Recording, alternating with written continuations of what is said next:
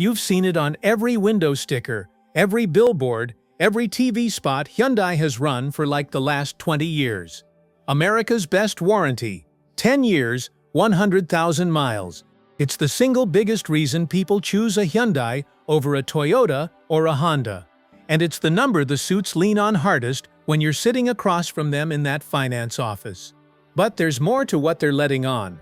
Last week, a woman named Diane sat in my shop holding a denial letter from Hyundai on a $6,800 transmission repair. Her car had 74,000 miles on it. It was still technically inside the warranty window, and Hyundai said no. The warranty she thought covered everything had a clause she never once heard about. Not at delivery, not in the walkthrough, not during any of the 5 service visits between her purchase and the day the transmission failed. That's what this video is about. Not the warranty Hyundai advertises. The warranty Hyundai actually delivers. 10 things pulled directly from their own documentation. Real figures that change how you read that promise on the sticker. Because a warranty you don't fully understand isn't protection. It's a false sense of security that costs you thousands at the exact moment you need it most. And I'll be starting with something many of you will find hard to believe. Truth number 1. The 10-year label only applies to one part of the car. Before a single dollar of coverage gets paid out, there's something you need to understand about how this warranty is actually structured, and it's something the showroom walkthrough almost never explains. The 10-year/100,000 mile number isn't a blanket warranty on your entire vehicle. It only applies to the powertrain, the engine internals, transmission, axle shafts, transfer case, and the turbocharger if yours came factory installed. That's pretty much it. The rest of the car operates on a completely different, much shorter contract. Your bumper-to-bumper new, vehicle limited warranty, which covers most of everything else, runs 5 years or 60,000 miles. After mile 60,001, your infotainment system, your electrical components, your air conditioning compressor, your sensors, all of it is on you. What most buyers don't realize is that Hyundai's full warranty package is actually a stack of 4 separate contracts with 4 different expiration dates. And most owners only memorize the big number on the sticker. A 2019 Tucson owner came in convinced his backup camera failure at 63,000 miles was a warranty repair. The powertrain was still covered. The camera wasn't. That cost him $540 out of pocket. He wasn't cheated. He was just working from an incomplete picture nobody had bothered to complete for him. So the headline number covers far less than buyers assume. But even that powertrain coverage, the one everyone is actually counting on, comes with a condition that salespeople will never walk you through at signing. Truth number 2. The documentation trap that kills claims from the inside. Remember Diane from earlier? Well, here's how her story ends. So, yeah, her Tucson's transmission failed at 74,000 miles, well inside the 100,000 mile powertrain window. When Hyundai reviewed her file to authorize the repair, they found a service gap. During a period when she'd changed jobs and was using a quick lube chain, the receipts didn't itemize the oil viscosity. Not the wrong oil, not proof of wrong oil, just receipts that didn't prove the right oil. The claim was denied on that gap alone. The transmission cost her $6,800.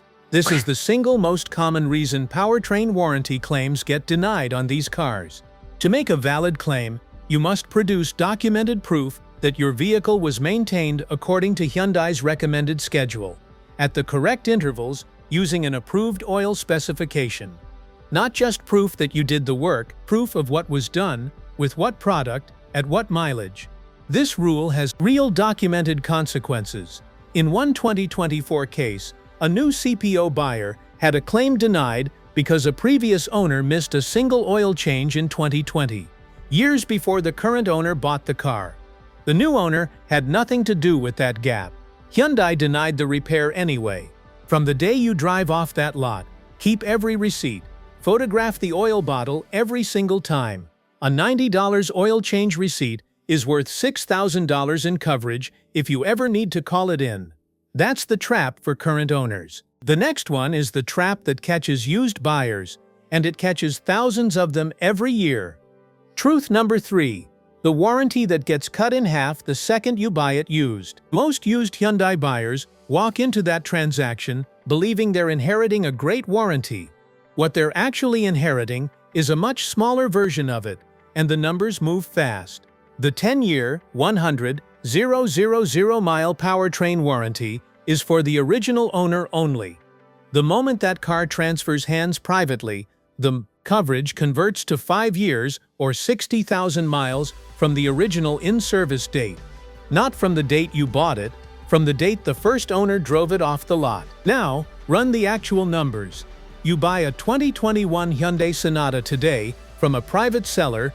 That car was originally delivered in June 2021. You don't have 10 years of powertrain coverage.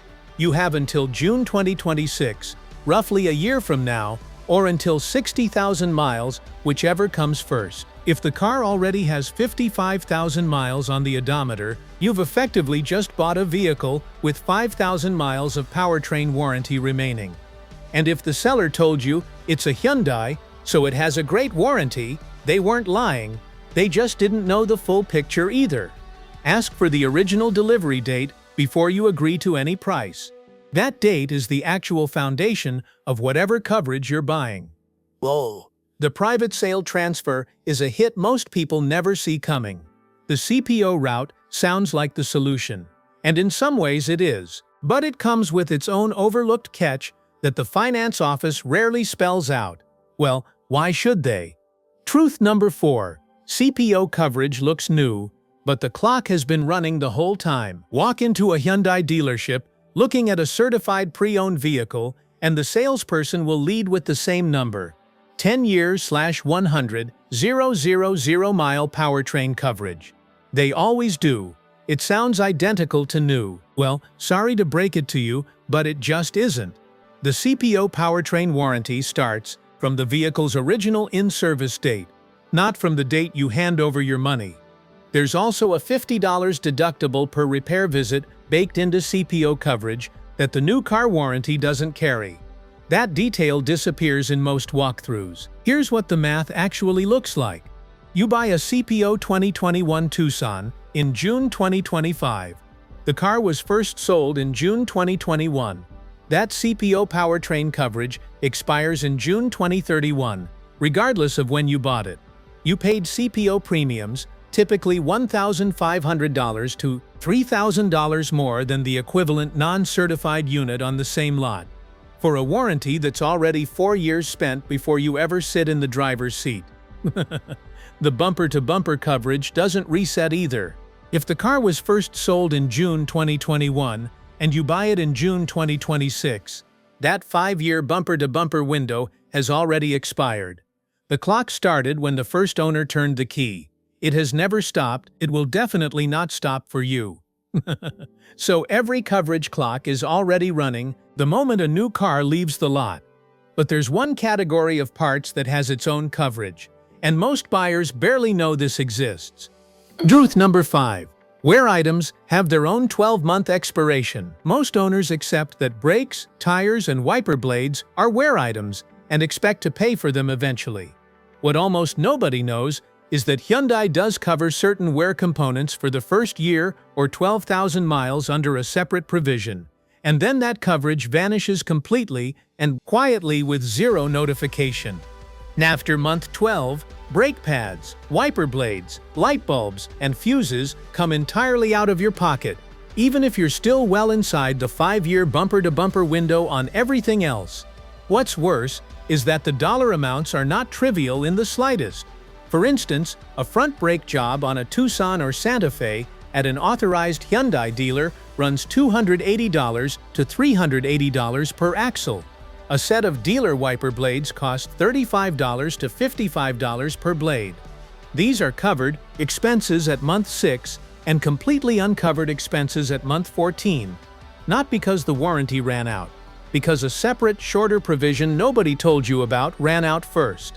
The line in the sand already exists. It just wasn't drawn in front of you. You just don't know it exists. The small items fall off their coverage faster than the big ones. Simple as. Truth number 6.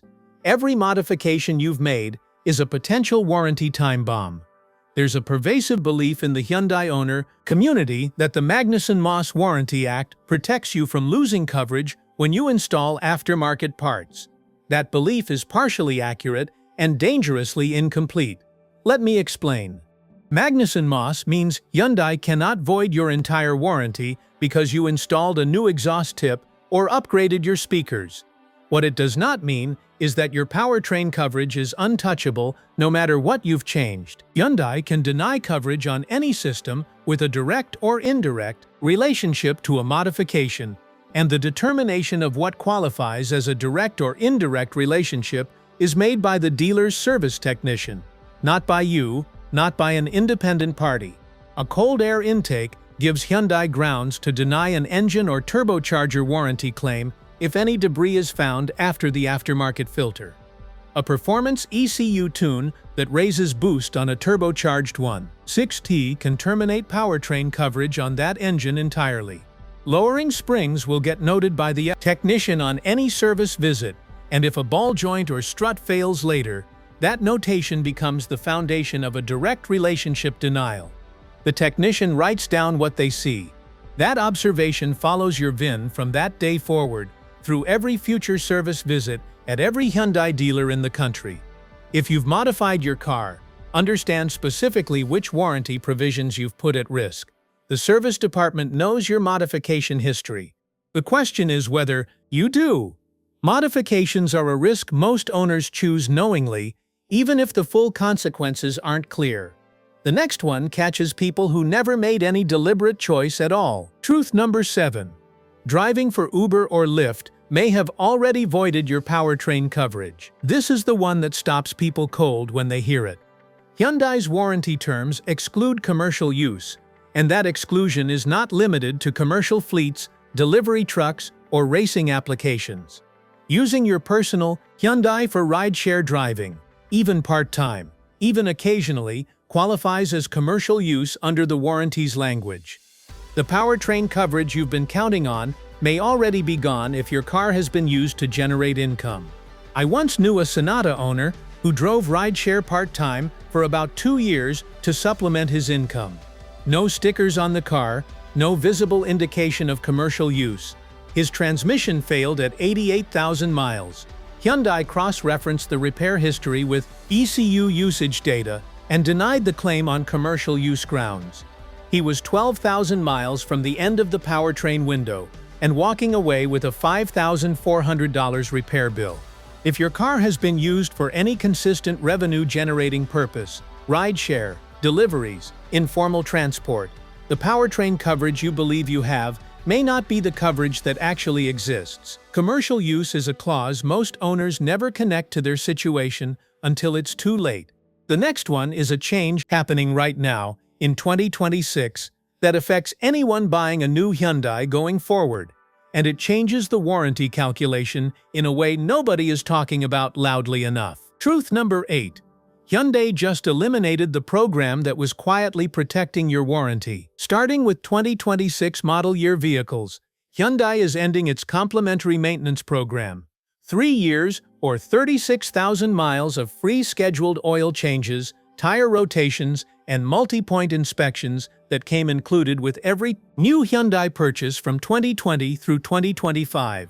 Hyundai confirmed it to dealers in early 2025 in a bulletin that stated the program's cost had grown to unsupportable levels. In its place, buyers will be offered prepaid maintenance plans they purchase separately. The free maintenance is gone. Here's what that actually means for your warranty exposure. The complimentary program covered the first 3 years or 36,000 miles, the early, low-stakes portion of ownership when failures are least likely anyway. Beyond that point, 2020 through 2025 owners still had to self-document every service for the remaining 7 years or 64,000 miles of powertrain coverage. The program gave you a head start on your paper trail. It did not build the whole thing for you.